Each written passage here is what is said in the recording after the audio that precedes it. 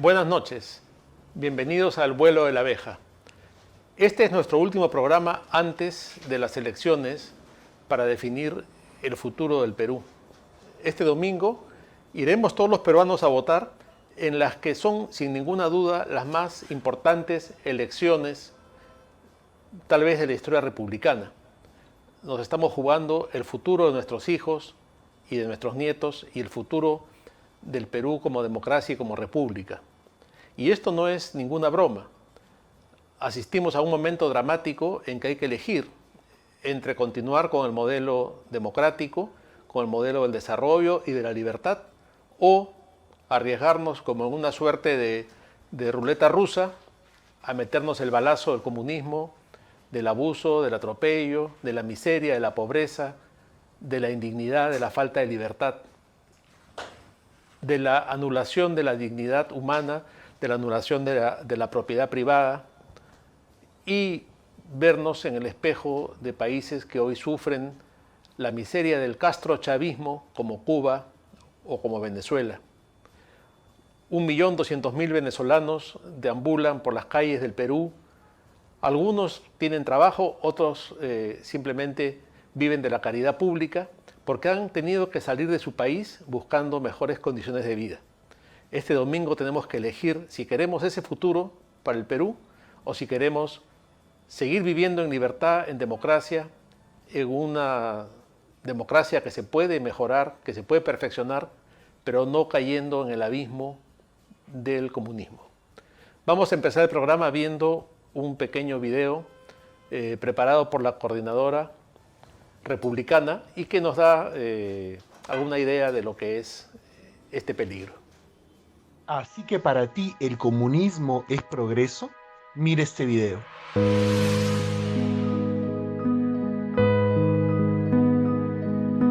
Estamos comiendo la basura, desperdicia, personas que otras cosas que otras personas desechan, pues es lo que nos calma el hambre a nosotros. De la bolsa, pues se agarra la bolsa y se revisa y si está buena se come. ¿Qué sacas de aquí? ¿Qué estás sacando de aquí? Lo que salga. Ahorita hemos sacado pedacitos de pan. En vez de sacamos cosas con gusano. Estas imágenes forman parte de la cotidianidad, el reflejo de un país que tiene hambre. A muchos ciudadanos se les hace imposible tener acceso a los alimentos. ¿Quién te hizo creer que la izquierda comunista significa un cambio para bien? ¿Quién te dijo que tu situación mejorará? ¿Quién te dijo que el comunismo piensa en los más pobres?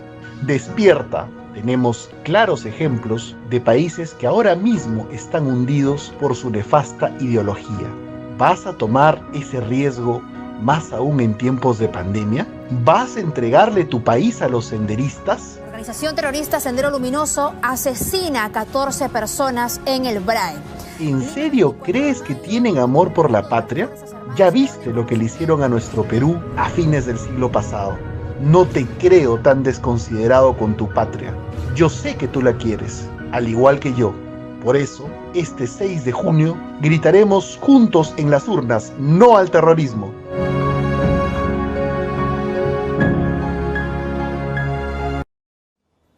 Creo que estas imágenes pueden conmover a cualquiera. Cualquier persona con algo de sensibilidad debe estremecerse de ver a seres humanos buscando entre la basura para comer, de ver a niños sin futuro. Algunos me dicen, en el Perú también hay gente muy pobre en situaciones extremas. Sin duda es así, pero en el Perú hay libertad y la posibilidad de salir adelante y la posibilidad de mejorar esa economía. La cantidad de pobres en el Perú ha descendido en los últimos años. Por supuesto que la pandemia en la que estamos y a la que nos llevó un gobierno corrupto y genocida como el de Martín Vizcarra, ha aumentado nuevamente la pobreza. Pero el sistema ha funcionado. El sistema económico del que hoy despotrican las izquierdas ha funcionado y en los últimos años hemos ido desarrollando. Insisto en que esto es perfectible, en que esto se puede mejorar, en que hay posibilidades de ciertas reformas que nos permitan seguir creciendo. Pero esas reformas no son sin duda optar por un salto al vacío, no son sin duda optar por la desgracia que implica el comunismo y el socialismo. Cuando uno habla del comunismo tiene que recordar por qué habla del comunismo en este momento, porque el señor Cerrón, dueño del partido en que va la marioneta llamada Pedro Castillo a la presidencia, es un partido que se declara en su ideario, en sus documentos, como marxista-leninista, mariateísta. ¿Y qué cosa es el marxismo-leninismo? Eso lo sabemos muy bien.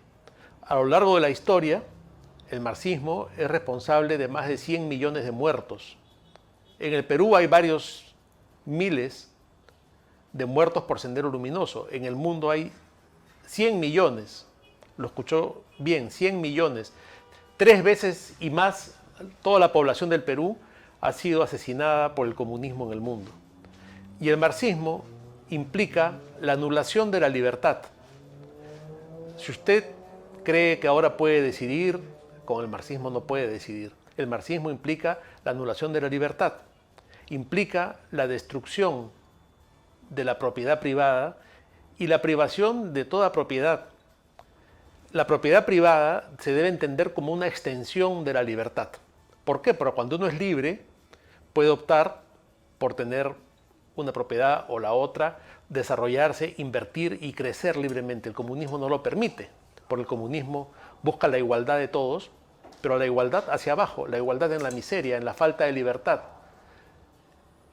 El gran problema radica en eso y en que el discurso que ellos nos proponen es el mismo del chavismo, el mismo de Fidel Castro, ¿no? Y entonces, ¿qué cosa implica optar por una posición comunista en el Perú? Lo que hemos visto en el video de la Coordinadora Republicana implica acabar con la libertad, acabar con la propiedad, acabar con el derecho a una vida digna.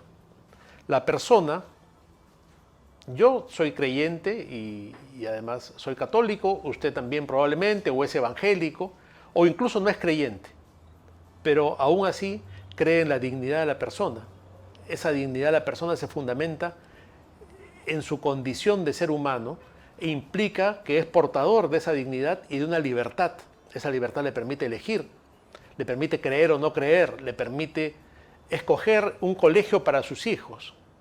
Todo eso termina en el comunismo. Hablamos del fin de la libertad, del fin de la propiedad, del fin de los derechos de las personas, del fin también de la igualdad, porque a pesar de que ellos pregonan la igualdad, es la igualdad entre ellos. Generalmente se forma una cúpula que es la que se enriquece. Hay que ver cómo viven los descendientes de Fidel Castro, de Chávez y de otros tiranos. Hay que ver cómo han robado los Kirchner en Argentina.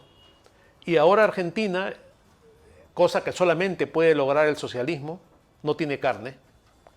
Venezuela no tiene petróleo. En Cuba, bueno, en Cuba ya no hay nada. En Cuba se vive en la miseria más absoluta.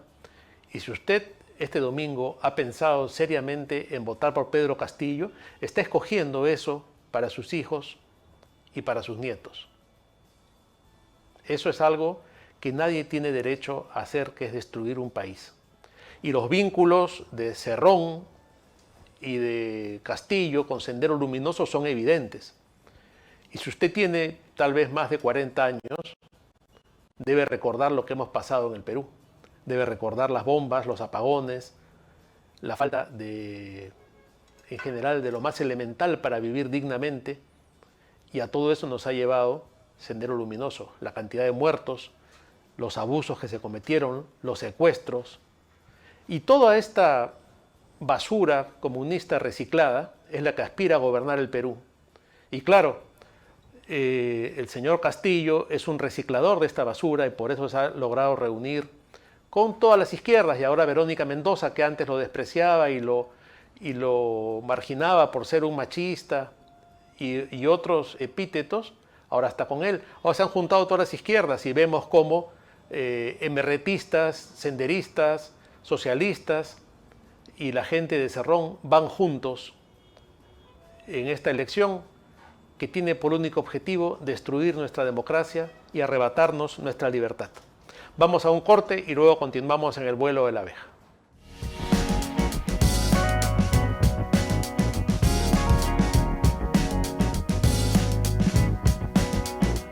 Estamos de vuelta en el vuelo de la abeja. Hoy tenemos un programa realmente importante. En la segunda parte tendremos como invitada a María Corina Machado, líder de la oposición al chavismo en Venezuela. Ella ha pasado las situaciones más terribles por defender la libertad en ese país y sigue siendo una de las más destacadas cabezas de la oposición al chavismo encarnado hoy por Maduro. Para este segundo bloque quería compartir con ustedes un video que hemos tomado en las redes sociales, que es que alguien se ha dado el trabajo de reunir en un video todos los gazapos, los dislates, las incoherencias y las barbaridades que ha dicho el señor Pedro Castillo en el último debate presidencial. Vamos a ver este video y yo les pediría no tomarlo a la broma. Esto no es broma, esto es gravísimo. No, porque el video tiene ciertas cosas jocosas y efectivamente causa gracia, pero en realidad es un drama, no es una comedia. Es algo para preocuparse y para verlo muy seriamente y para pensar en qué manos ponemos al país.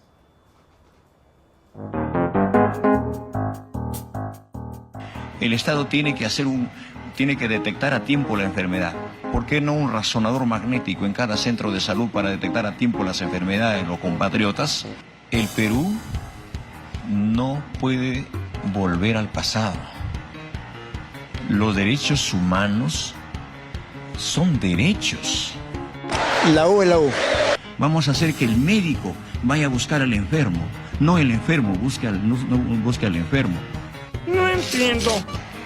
Que hay que valorar el idioma, hay que valorar los climas. ¿Te resulta más barato un vuelo aéreo de Lima al Cusco que del Cusco a Machu Picchu? Por eso es necesario revisar esos contratos con esas empresas abusivas. Creemos importante que el turismo no solamente tiene que hacerse con fines de lucro. Vamos a conversar con Telefónica para que se baje su recibo de luz, se condone. El mercado no puede controlar al Estado. Es el Estado el que tiene que controlar a la población, a los mercados. Y un corrupto no puede hablar de corrupción. Es como soltar a un chivo que vaya a cuidar un jardín. Que así como los fenómenos naturales golpean a la naturaleza. Bueno, ustedes lo han visto. No, claro, como les decía antes, el video tiene una tendencia humorística y que claro, es que a veces provoca reírse cuando uno escucha tantas barbaridades, pero la verdad es que esto no es gracioso, esto es un drama, es una situación terrible, ¿no? Y claro, a veces su condición, ¿no? de casi analfabeto hace que uno diga pobre hombre, ¿no? Pero no es un pobre hombre. Castillo es un peligro. Castillo es el títere, el muñeco ventrílocuo de otro personaje siniestro y más peligroso que él, como es Cerrón. No me canso de repetirlo porque eso hay que tenerlo muy claro. Él no va a gobernar. Castillo va a ser el mascarón de un gobierno terrorífico.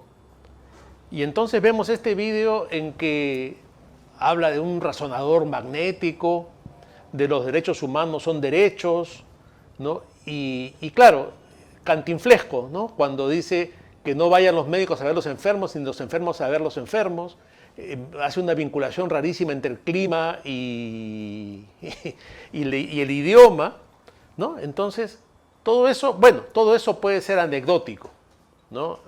Claro, hemos tenido presidentes como Fernando Belaúnde, que tenían una oratoria notable, brillante, o como Alan García, y cuando comparamos el nivel de entre ambos, decimos, hombre, ¿qué es esto?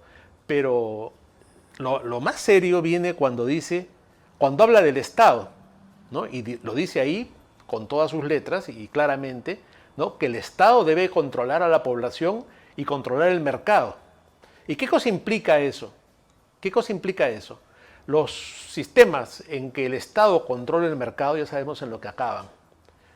Lo hemos vivido acá en la época de Velasco, los mayores lo recordarán, cuando había que hacer colas para comprar un tarro de leche, volver a hacer otra cola para comprar 1 litro de aceite, volver a hacer otra cola para conseguir 1 kilo de arroz, y no había, cuando llegaba uno se había acabado, cuando toda la familia tenía que ir al supermercado porque le vendían medio kilo a cada uno, cuando no había carne, cuando no había pescado en un país pesquero. ¿Por qué? Porque el control del Estado termina en especulación, el control de precios termina en escasez, y lo hemos vivido con Velasco, y lo volvimos a vivir en el primer gobierno de Alan García, cuando no había harina para el pan porque era importada y no había importaciones, cuando el dólar subía todos los días. Algunos recordarán que en esa época el tipo de cambio variaba todos los días, ¿no? E incluso había un diario que sacaba mensualmente un pequeño folleto donde publicaba el cambio del dólar diario para que uno pueda hacer sus cuentas, y entonces sabía que había empezado el mes, por ejemplo, de abril, había empezado el dólar en 3.000 soles y había terminado en 3.900 y podía calcular así, ¿no? Y circulaba un chiste que alguien iba a comprar algo a una tienda y preguntaba, ¿cuánto cuesta ese teléfono? ¿No? Y le decían, vale 100. Y entonces regateaba y decía, bueno, te doy 120. ¿No? Y ya vale 200. Bueno, le doy 250. Claro, uno regateaba hacia arriba porque el ritmo del ascenso de los precios era mayor a la velocidad del gasto. Y hemos pasado por eso, y eso pasa cuando el Estado controla el mercado. Cuando el Estado dice el pan debe costar 10 céntimos, pero sin embargo prohíbe las importaciones y el dólar se dispara y la harina de trigo es importada, el panadero dice, bueno, yo no puedo hacer pan, porque si lo tengo que vender a 10 céntimos por ley, pero mi costo es 20 céntimos, yo no puedo vender pan. Entonces empieza la especulación, empieza el mercado negro, cierra la panadería, los panaderos que trabajaban ahí se quedan sin trabajo, y eso va generando cada vez una mayor crisis. La economía se mueve por inercia, se mueve sola, a veces es una ficción la economía, pero cuando la gente empieza a tener temor de que los precios van a subir, ese simple temor hace que suban. Cuando la gente empieza a pensar que el dólar va a subir, el dólar sube.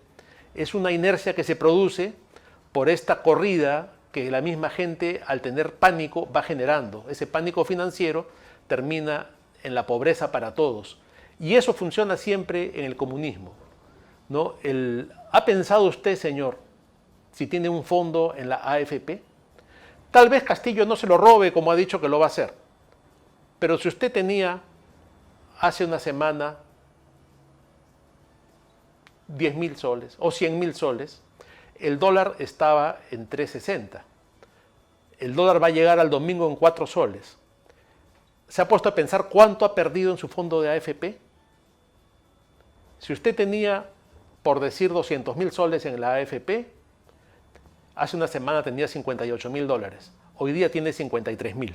Y la próxima semana va a tener 48. Eso es la inercia. Esa es la inercia económica que genera el pánico cuando hay amenazas como lo que implica Perú Libre y el delincuente de Cerrón y el tonto útil de Castillo, aunque no es tan tonto porque él sabe lo que está haciendo perfectamente. Entonces, a pensarlo muy bien. Nuestro programa se va a terminar ya y yo no quiero que este programa termine y que veamos luego la entrevista a María Corina y que veamos el tema de Venezuela y ya no tenemos otro programa de acá al domingo. Por favor, reflexionen, piensen en sus hijos pequeños, piensen en sus nietos, piensen si el Perú en sus 200 años de república y en lo mucho de bueno o de malo que hemos hecho, no merece un mejor destino que la miseria, que el latrocinio, el robo que implica el comunismo. Nos vamos a un corte y regresamos con nuestra invitada, que es un privilegio tenerla hoy día en el programa, desde Venezuela, María Corina Machado.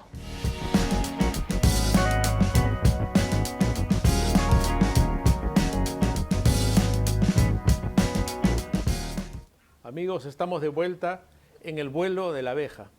Tal como les comentaba en el bloque anterior, estando a tan pocos días de las elecciones, tenemos una invitada muy importante y muy especial, que conoce perfectamente la trama que hay detrás de este movimiento siniestro de la izquierda chavista, Castro-chavista. Se trata de una persona que ha vivido en carne propia el abuso del chavismo y que ha resistido valientemente a estos maltratos, a este abuso, a esta tiranía comunista. Les anuncié esta entrevista y estamos ya en contacto desde Venezuela con María Corina Machado.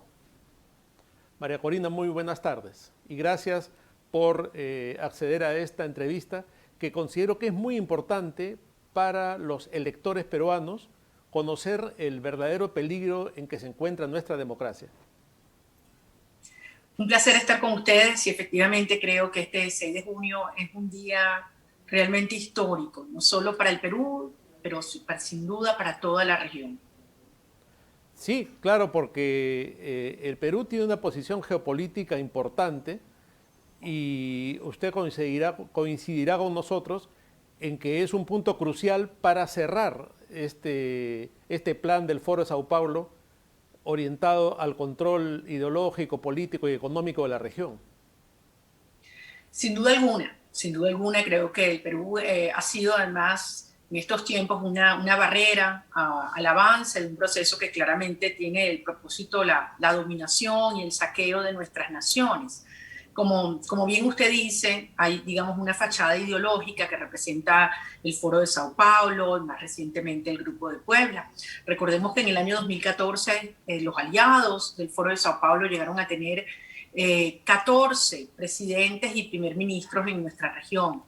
Pero ha ido evolucionando y se ha ido evidenciando que es un proyecto mucho más complejo y mucho más dañino que solo, digamos, una alianza ideológica con ideologías comunistas u otras similares.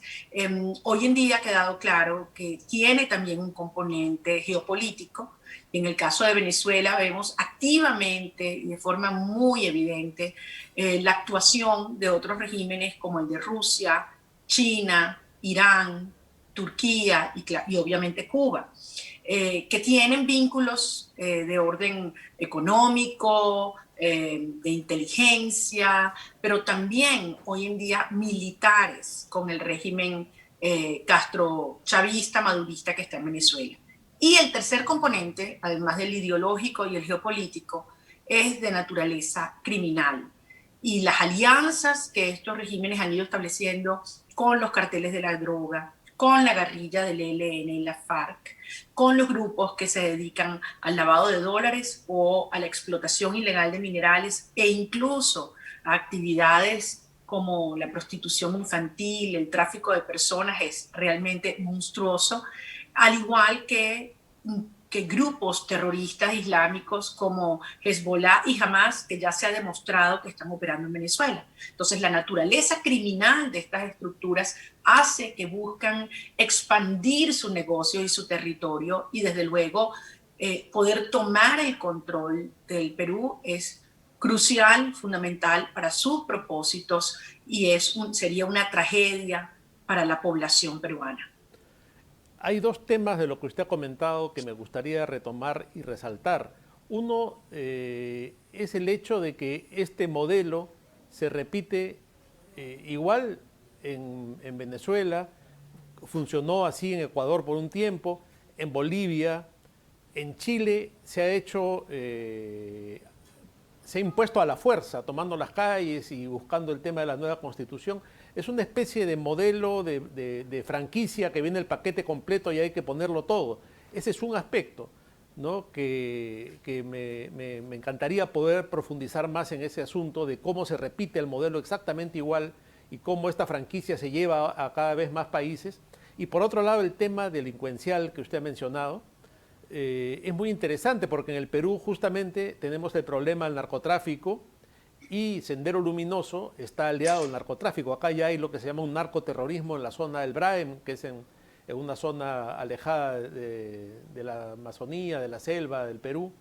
Y por otro lado, los remanentes de Sendero Luminoso que están metidos en la educación, en los sindicatos y también, por supuesto, en la minería informal, ¿no? Todo eso va siendo perfectamente visto en el ángulo del enfoque que usted ha dado en su diagnóstico. ¿Qué comentario le merece todo esto? Sí, yo creo que esos son dos puntos medulares. En primer lugar, el tema de la receta, la forma como de manera casi idéntica en distintos países han ido cumpliendo paso por paso la toma del poder, la destrucción de las instituciones democráticas, la polarización y la fragmentación de la sociedad, y después cómo van destruyendo el aparato productivo, van acabando con la libertad de expresión, incluso van infiltrando las distintas organizaciones de la sociedad civil.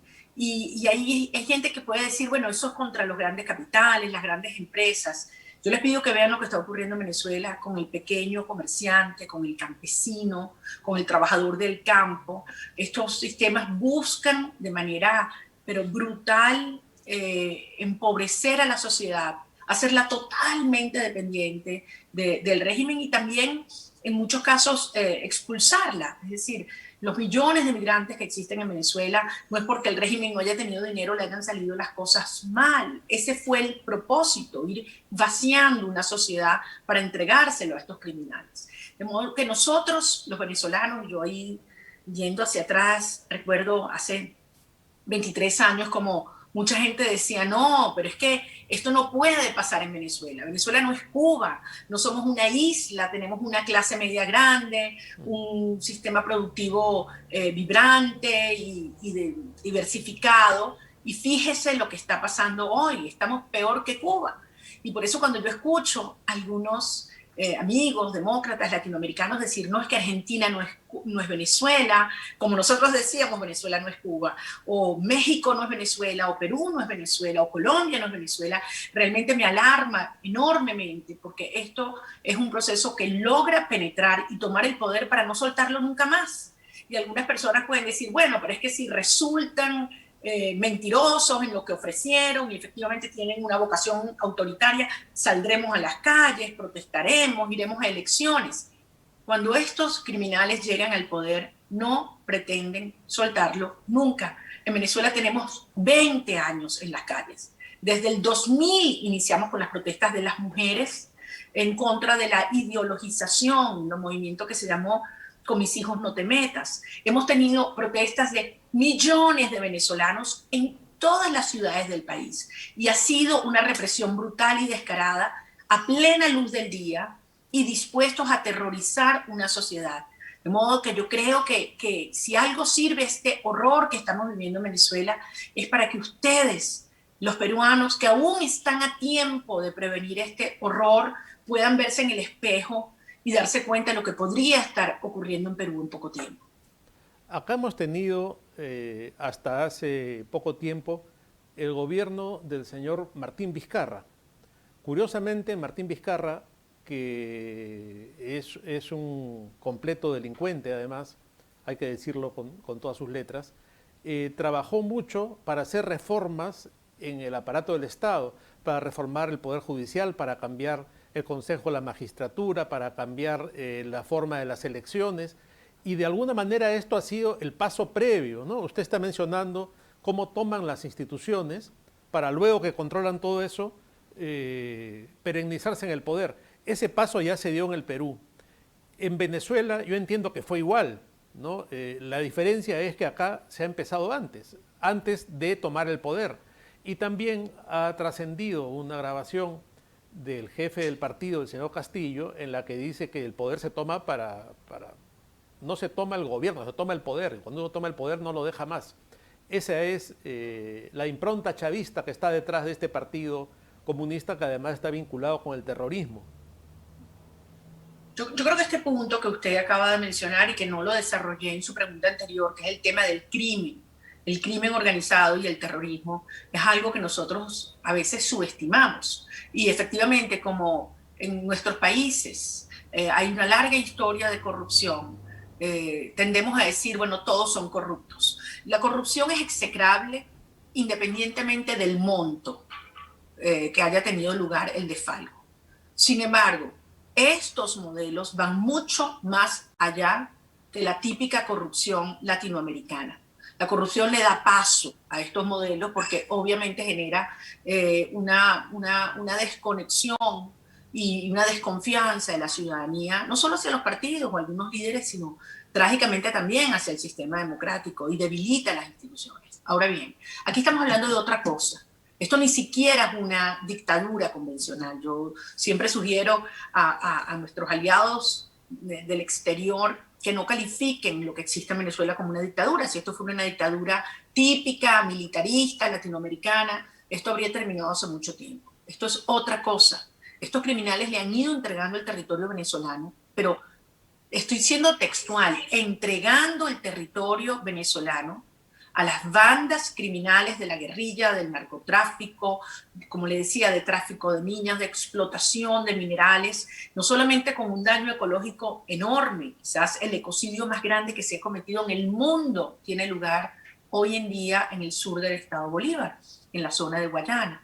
Pero es que además buscan, como le decía, establecer vínculos y engranarse con otras redes a lo largo de la región, de manera que hoy en día, así como ellos están organizados y se apoyan mutuamente, los demócratas tenemos que entender que la lucha que está dando Perú es la misma lucha que estamos dando los venezolanos, que lo que hoy está viviendo Colombia, cuando está siendo desestabilizada y se están promoviendo actos de violencia, vandalismo y terrorismo, financiados y organizados desde Venezuela, es también la lucha que estamos dando todos los latinoamericanos. Entonces, yo no tengo cómo transmitirle mi urgencia y mi angustia al peruano para que entienda lo que muchos venezolanos no vimos en su momento. Obviamente algunos se disfrazan y hablan de justicia social y de igualdad, pero claro que quieren la igualdad de todo el mundo hundido, arruinado y postrado,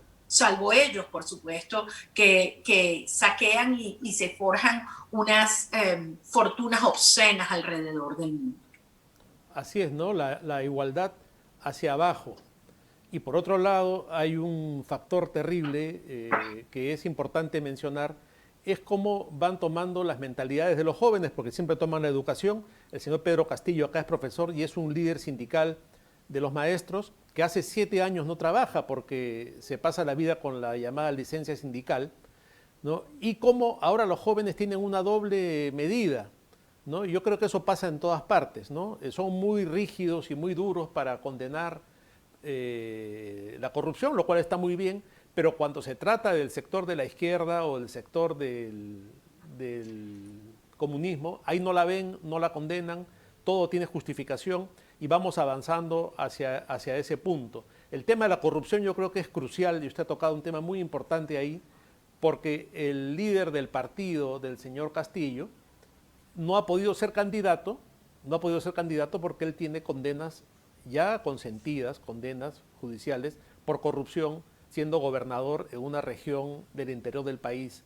Yo le voy a pedir, María Corina, un poquito de paciencia, vamos a hacer un corte, terminamos este bloque y luego continuamos conversando.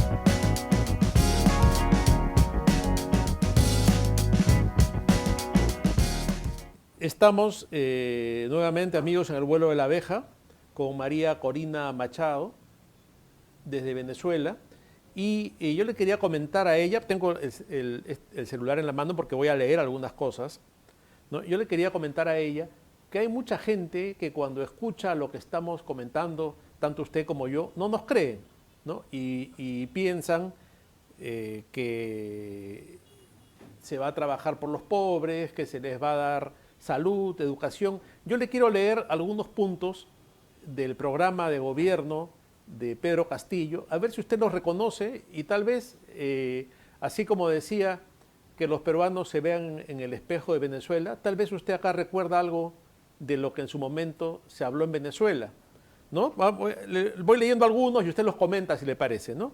El primer punto de este programa habla del cambio de constitución para desmontar el neoliberalismo en el Perú y convocar una asamblea constituyente.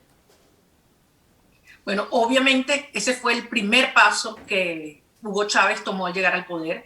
Necesitaba tomar el control de todos los órganos del poder público y el objetivo del cambio de la Constitución era poder quedarse indefinidamente en el poder. Y una Constitución tremendamente militarista, tremendamente presidencialista, con un ropaje de justicia social y de beneficios que, bueno, ya usted sabe cuál es la realidad. Por cierto, usted hablaba de los maestros. Un maestro, yo le diría a los maestros peruanos que hagan un esfuerzo. Bastantes docentes y maestros venezolanos están hoy en su país. Que les pregunte cuál es el sueldo de un maestro hoy en día. No llega a $3 al mes. La educación en Venezuela colapsó. Y con eso, por supuesto, el trabajo y las fuentes de ingresos de decenas de miles de maestros venezolanos. Sí, bueno, acá tenemos más de 1 millón de compatriotas suyos. 200.000, sí señor. Y la mayoría es gente muy trabajadora, gente muy honesta, la mayoría son profesionales. Ayer nomás me atendía en una tienda una señorita que resultó que era arquitecta y que estaba atendiendo una tienda de celulares acá en Lima. Y así como ella hay taxistas y gente que viene dando un ejemplo de lucha y de superación en nuestro país y que está ahora preocupadísima pensando, nos vinimos acá huyendo de este infierno y estamos ahora a punto de volver a caer por segunda vez como quien ve de nuevo la misma película de terror. Si me permite, le quería comentar otro punto del programa del señor Castillo. Dice, revolución de la salud pública, asignando el 10% del PBI, crear hospitales especializados en líneas materno-infantil, neoplásicos, clínico-quirúrgicos, enfermedades tropicales, salud bucal, rehabilitación, para cada región y distritos de más de 500.000 de habitantes, unificando el sistema de salud en uno solo para terminar con la discriminación de algunos que se pueden atender en un hospital y otros no. No, bueno, igualito, eso parece casi que calcado de la propuesta de Chávez. Y en efecto, como dice allí, para eliminar la diferencia, es decir, nadie puede tener acceso a la salud. Hoy en día, déjenme decirle un dato, más del 80% de los hospitales en Venezuela no tienen acceso al agua potable. Al agua. Pero qué desgracia. Las epidemias y enfermedades que habían sido totalmente erradicadas, difteria, tuberculosis, dengue, se han convertido en un azote muchísimo, que ha cobrado muchísimo más vidas que el COVID en los últimos meses.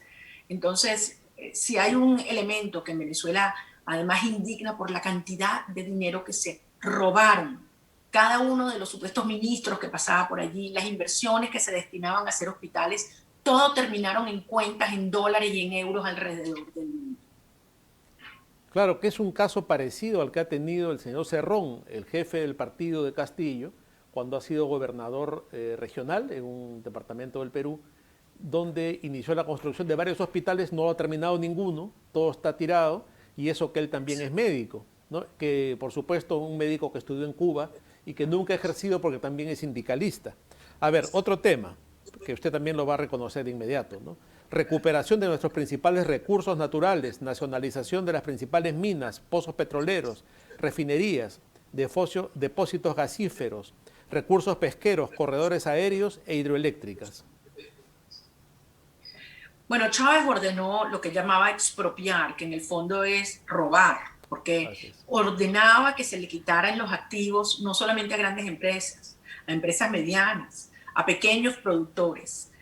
Miren, nada más en el área de la producción agrícola, son más de 5 millones de hectáreas productivas que este régimen expropió, sin pagar un centavo a sus dueños, simplemente se las arrebató.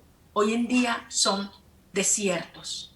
Una Venezuela que se autoabastecía y exportaba de cantidad de rubros, cítricos, leche, granos. Hoy en día nosotros estamos importando prácticamente todo lo que comemos. Da dolor ver cómo algunos campesinos y productores de pequeñas fincas que pueden tener 20, 30 vacas. Ayer me estaban escribiendo de la zona de Upata, de Cojedes, ayer, no estoy hablando de la época de Chávez, ayer, donde les entran por la fuerza bandas que son de sus grupos irregulares aliados y sacan a patadas cuando no incluso asesinan a algunos de los trabajadores o de los dueños. Esto es una cosa trágica que ha acabado con el sector productivo venezolano, pero además que ha sido intencional, porque en el fondo, ¿qué es lo que ellos quieren? Todo aquel que produce, todo aquel que es autónomo, que genera riqueza o que genera empleo, lo consideran un enemigo. Y precisamente los que son más productivos son a los primeros que buscan destruir. Entonces, sí, se llenan la boca hablando de distribución, de riqueza, pero ¿qué riqueza pueden distribuir si al final saquean, destruyen y lo que queda se lo roban? En eso consiste el socialismo y el comunismo de estos criminales. Le quería comentar, a propósito del tema de la agricultura, que aquí en los años 70 tuvimos una dictadura militar socialista que nos arruinó e hizo retroceder al Perú 30, 40 años. El Perú era un país muy estable en ese momento, económicamente, a pesar de que había crisis como en todo el continente. Y este gobierno del general Velasco, que era muy admirado por Chávez, porque él pasó una temporada aquí en la Escuela Militar de Chorrillos, formándose, y él admiraba mucho al general Velasco, él hizo una primera reforma agraria que arruinó el campo. Destruyó la agricultura, destruyó haciendas que eran un modelo en el continente, y luego de muchos años eso se ha recuperado porque ya no había agricultura peruana, llegó un momento en que se importaba todo igual, pero eso se ha recuperado y ahora volvemos a lo mismo, porque Castillo ya anunció una reforma agraria y el año pasado tomaron las carreteras, tomaron las autopistas, hubo hasta muertos, grupos asusados por la izquierda marxista, y se logró que el Congreso de la República modifique las leyes que promovían la inversión agropecuaria en el Perú. Entonces ya estamos entrando en ese camino. Y hay un punto allí. Sí. Qué fácil es destruir y cuánto cuesta construir. En un año, en 2 años, se puede destruir lo que ha tardado décadas. Cada una de esas familias peruanas que han invertido sus ahorros, que se han dedicado a trabajar para mejorar su productividad, para engranarse en cadenas productivas, todo ese esfuerzo, todos esos ahorros, todos esos sueños, en cuestión de meses puede destruirse. Y al final eso es algo que hay que entender solo en una nación, en una sociedad donde se respete la propiedad, es posible que haya inversión. Al final todos estarán igual, como usted decía, absolutamente arruinados. Hay una cosa paradójica que hoy está pasando en Venezuela. Yo lo escuchaba usted hablar antes sobre los jóvenes. Yo siento que hoy en Venezuela, contrario a lo que pasa en otros países, precisamente es esa generación que solo ha conocido el socialismo chavista, es donde hay las fuerzas más grandes y más firmes contra el socialismo. Y precisamente en el campo, porque un campesino, un trabajador, un ganadero sabe lo que vale ganarse el terreno, su tierra, comprar sus equipos, invertir en ella. Entonces el valor de la propiedad se ha convertido en algo realmente superior, extremadamente valorado en Venezuela. Y yo le diría, si en algún lugar este modelo rechazado y repudiado es en el campo y en la generación de los venezolanos más jóvenes. Eso está clarísimo y espero que quienes nos escuchan ahora lo comprendan y lo entiendan así. Hay un tema más en el plan de este señor que quería comentarle y le va a sonar muy parecido también, ¿no? Porque así como se estableció la República Bolivariana o Bolivia se convirtió en la República Multicultural de Bolivia, acá también ya tenemos la propuesta de la República Federal Plurinacional, ¿no? En que habla que las regiones deben manejar 70% de sus utilidades de la explotación de sus recursos, el 30% al gobierno central, ¿no? En una especie de estados federales. Y por otro lado, también anuncia que las empresas que hacen trabajos extractivos deberán dejar el 70% de la utilidad al Estado y solamente pensar en tener ganancias del 30%. Bueno, eso es una forma de expropiación más lenta, ¿no? Porque obviamente ninguna empresa va a trabajar para entregar el 70% al Estado. No, bueno, es que lo que está detrás de eso es clarísimo. Lo que quieren es quebrarlas a todas, quebrarlas. y que esas instalaciones y esas operaciones eventualmente puedan entregarse a los grupos criminales que hoy en día, en el caso de Venezuela, las operan y que han convertido el área minera de Guayana, al sur de Venezuela, al sureste de Venezuela, simplemente en una zona de nadie, en una tierra de nadie, donde comunidades enteras de los mineros han sido borradas del mapa. Yo he estado allí, yo he hablado con las madres y las mujeres mineras y es una cosa simplemente trágica, grotesca. Hay masacres en las minas que ni siquiera se documentan porque le han entregado todo esto a grupos criminales o de las propias Fuerzas Armadas totalmente corrompidas o de la guerrilla del ELN, que ha encontrado en la extracción del oro y de otros minerales otro negocio para complementar su ingreso ilegal por la vía del narcotráfico. Entonces, las familias que tenían muchísimos años, generaciones dedicadas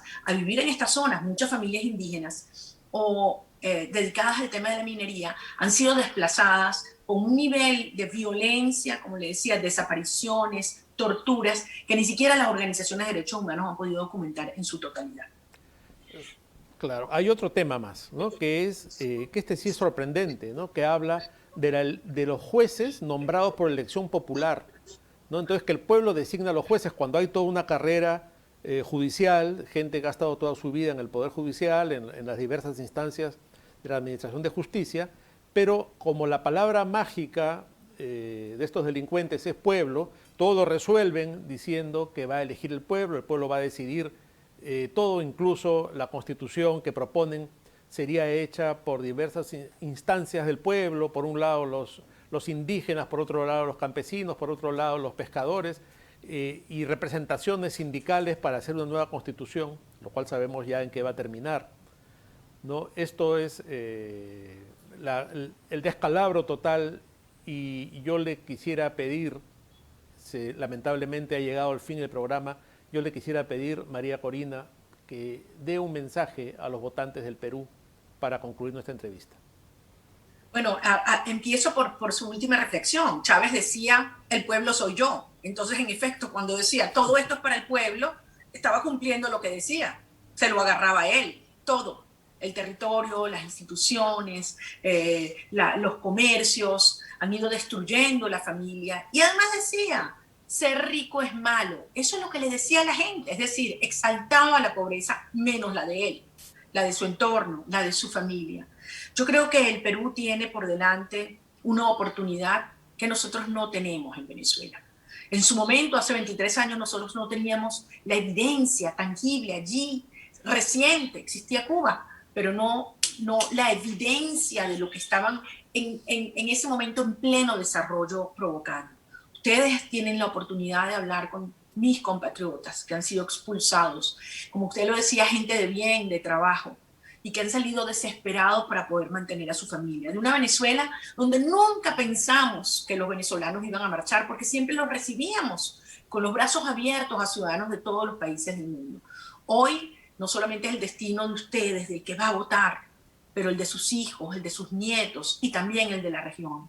Así que yo les pido que este domingo piensen en qué quieren para sus hijos, qué necesitan para su país, qué decisión van a tomar entre la corrupción y la justicia, entre la mentira y la verdad, entre la opresión y la libertad, entre la pobreza y la prosperidad. Esa es la decisión que está tomando Perú y yo quiero creer y confío en que el pueblo peruano no va a ser presa de este proceso populista y criminal, sino que va a hacer valer los valores que nos unen como latinoamericanos, el amor a la verdad, a la justicia, a la solidaridad, a la cooperación y, por supuesto, por encima de todo, a la libertad. María Corina, muchas gracias por esas palabras. Le agradezco por la entrevista y por el testimonio tan importante en este momento en que el Perú se acerca, sin duda, a las elecciones más importantes de su historia. Nunca hemos estado así al borde de un abismo, y que haya el 50% casi de la población dispuesta a saltar a ese abismo.